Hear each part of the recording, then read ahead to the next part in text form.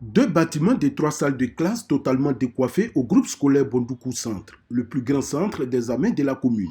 Même constat au groupe scolaire Joseph Pfister de la cathédrale Saint-Odile, où la clôture du presbytère s'est également écroulée.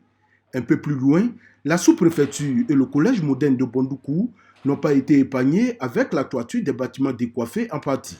C'est le triste bilan de la violente tornade accompagnée d'une pluie qui s'est abattue sur la ville aux 1000 mosquées le vendredi 10 mars dernier. À partir de 15h30, la tornade s'est abattue sur l'école. Et ça a commencé par la classe de CE1 qui a tout de suite, n'est-ce pas, emporté la toiture avec les rafales, avec les masses d'air. Alors, le deuxième bâtiment a été totalement décoiffé. Dieu merci, il n'y a pas de dégâts humains. Mais les dégâts matériels sont énormes. Nous sommes animés par la tristesse que les autorités compétentes puissent réagir le plus rapidement possible pour permettre aux enfants de ne pas perdre assez de cours. Outre les bâtiments scolaires et la sous-préfecture, une centaine de ménages a été touchés par cette tornade, ainsi que le bâtiment servant de laboratoire au centre hospitalier régional qui a vu sa toiture partiellement touchée, sans oublier de nombreux arbres de la ville qui ont été totalement déracinés.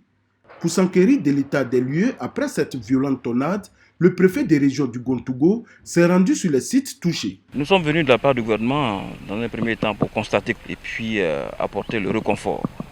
Le réconfort de l'État, le réconfort de l'administration à tous les sinistrés. Les dégâts sont énormes. Il nous reste à établir un rapport complet et à l'adresser à qui de droit en vue de susciter sa réaction. Cette violente tornade a occasionné 17 blessés légers, tous pris en charge et libérés. Le préfet Angoukwa a exhorté les populations à plus de vigilance afin d'éviter d'être des victimes collatérales de ces pluies sporadiques.